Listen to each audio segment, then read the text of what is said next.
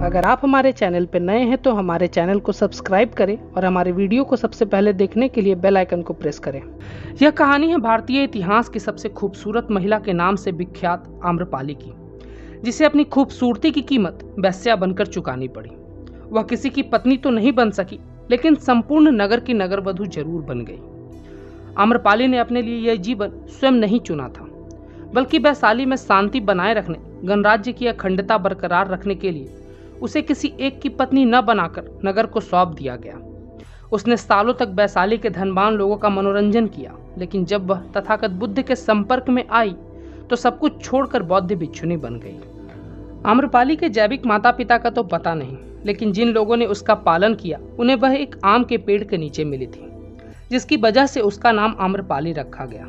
वह बहुत खूबसूरत थी, उसकी आंखें बड़ी बड़ी और काया बेहद आकर्षक थी। जो भी उसे देखता था वह अपनी नजरें उस पर से हटा नहीं पाता, लेकिन उसकी यही खूबसूरती, उसकी यही आकर्षण उसके लिए श्राप बन गई। एक आम लड़की की तरह वो भी खुशी खुशी अपना जीवन जीना चाहती थी, लेकिन ऐसा हो नहीं सका।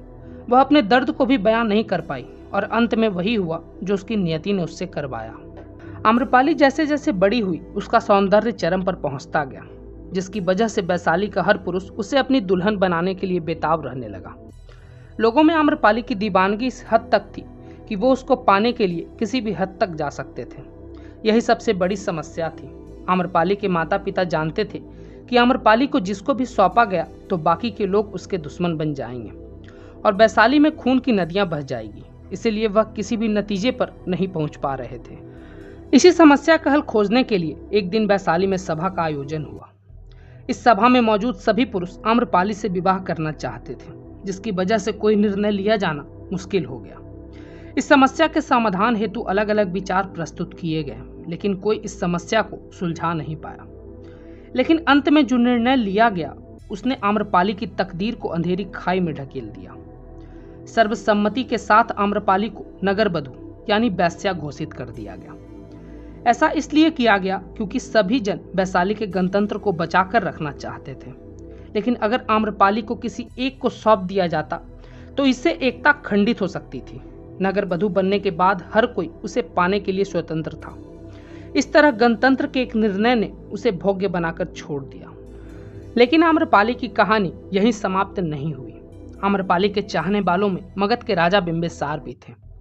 मगध के राजा बिंबिसार के वैशाली के साथ हमेशा ही शत्रुतापूर्ण रिश्ते रहे थे। ऐसे में आम्रपाली से मिलने जाने के लिए उन्हें दूसरा भेष धारण करना पड़ता था, ताकि कोई उन्हें पहचान न सके। बिंबिसार खुद एक संगीतकार थे। जब वह आम्रपाली से मिले तो दोनों एक दूसरे के साथ प्रेम में पड़ गए। आम्रपाली बिंबिसार के बच्चे की मां भी बनी। उसका बेटा आगे चलकर एक बौद्ध भिक्षु बन गया। एक बार जब बिंबिसार ने वैशाली पर आक्रमण किया तो उसने आम्रपाली की महल में शरण ली। उसी दौरान आम्रपाली को बिंबिसार की असली पहचान का पता चल गया।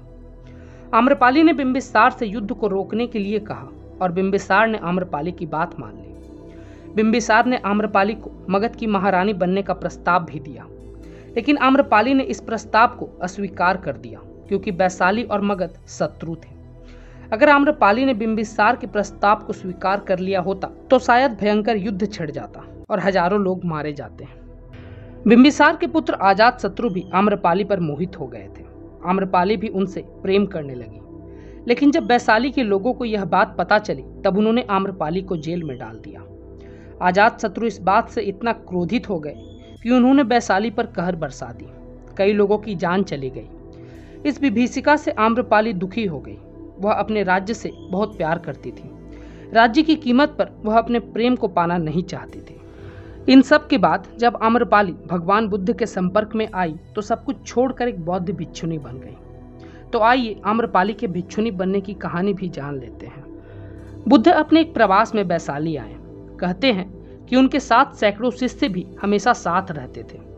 सभी शिष्य प्रतिदिन वैशाली की गलियों में भिक्षा मांगने जाते थे। वैशाली में ही आम्रपाली का महल भी था। वह वैशाली की सबसे सुंदर स्त्री और नगरवधू थी। वह वैशाली के राजा, राजकुमारों और सबसे धनी और शक्तिशाली व्यक्तियों का मनोरंजन करती थी। एक दिन उसके द्वार पर भी एक भिक्षुक भिक्षा मांगने के लिए आया। उस भिक्षुक को देखते ही वह उससे प्रेम में पड़ गई। वह प्रतिदिन ही राजा और राजकुमारों को देखती थी, पर मात्र एक भिक्षा पात्र लिए हुए उस भिक्षुक में उसे अनुपम गरिमा और सौंदर्य दिखाई दिया। वह अपने परकोटे से भागी आई और भिक्षुक से बोली, आइए कृपया मेरा दान ग्रहण करें। उस भिक्षुक के पीछे और भी कई भिक्षुक थे। उन सभी को अपनी आंखों पर विश्वास नहीं हुआ। जब युवक भिक्षुक आम्रपाली की भवन में भिक्षा लेने के लिए गए तो वे ईर्ष्या और क्रोध से जल उठे। भिक्षा देने के बाद आम्रपाली ने युवक भिक्षु से कहा, 3 दिनों बाद वर्षा काल प्रारंभ होने वाला है। मैं चाहती हूँ कि आप उस अवधि में मेरे महल में ही रहें। युवक भिक्षु ने कहा, मुझे इसके लिए अपने स्वामी तथागत बुद्ध से अनुमति लेनी होगी। यदि वे अनुमति देंगे तो मैं यहाँ रुक जाऊंगा। उसके बाहर निकलने पर अन्य भिक्षुओं ने उसकी बात की। उसने आम्रपाली के निवेदन के बारे में बताया। यह सुनकर सभी भिक्षु बड़े क्रोधित हो गए। वे तो एक दिन के लिए इतने ईर्ष्यालु हो गए थे, यहाँ तो पूरे 4 महीने की योजना बन रही थी।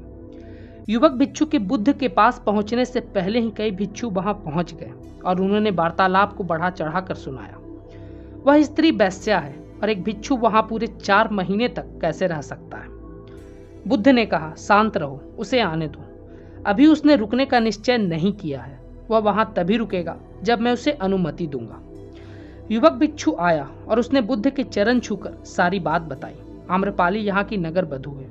उसने मुझे चातुर्य मास में अपने महल में रहने के लिए कहा है। सारे भिक्षु किसी न किसी के घर में रहेंगे।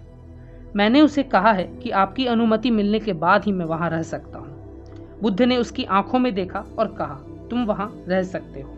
यह सुनकर कई भिक्षुओं को बहुत बड़ा आघात पहुंचा। वे सभी इस पर विश्वास नहीं कर पा रहे थे कि बुद्ध ने एक युवक शिष्य को एक वैश्या के घर में 4 मास तक रहने की अनुमति दे दी। 3 दिनों के बाद युवक भिक्षु आम्रपाली के महल में रहने के लिए चला गया। अन्य भिक्षु नगर में चल रही बातों को बुद्ध को सुनाने लगे। सारे नगर में एक ही चर्चा हो रही है कि युवक भिक्षु आम्रपाली के महल में 4 महीने तक रहेगा। बुद्ध ने कहा, तुम सब अपनी चर्या का पालन करो। मुझे अपने शिष्य पर विश्वास है।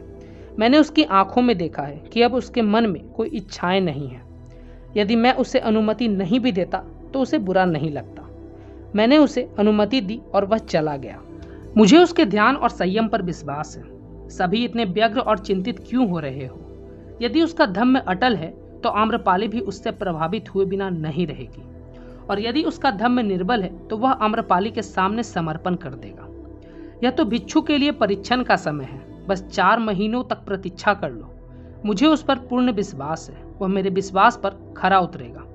उसमें से कई भिक्षुओं को बुद्ध की बात पर विश्वास नहीं हुआ। उन्होंने सोचा वे उस पर नाहक ही इतना भरोसा करते हैं। भिक्षु अभी युवक है और आम्रपाली बहुत सुंदर है। वे भिक्षु संघ की प्रतिष्ठा को खतरे में डाल रहे हैं, लेकिन वे कुछ कर भी नहीं सकते थे।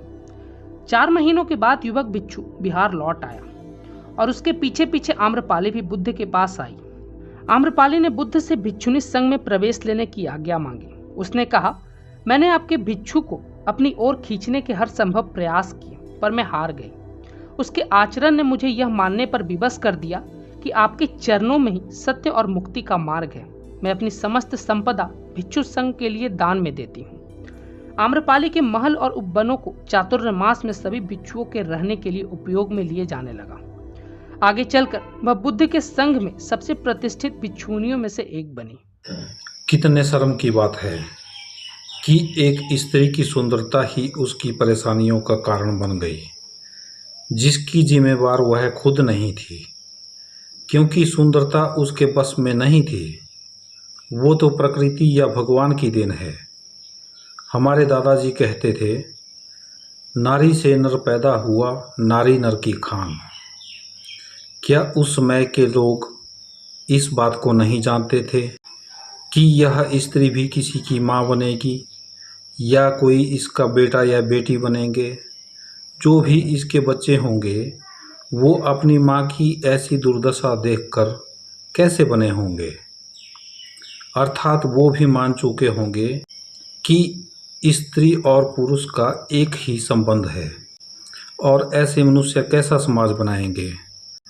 कैसा होगा हमारे बच्चों का भविष्य? इन बातों का उन्होंने आंकलन नहीं किया और समाज आगे बढ़ता गया।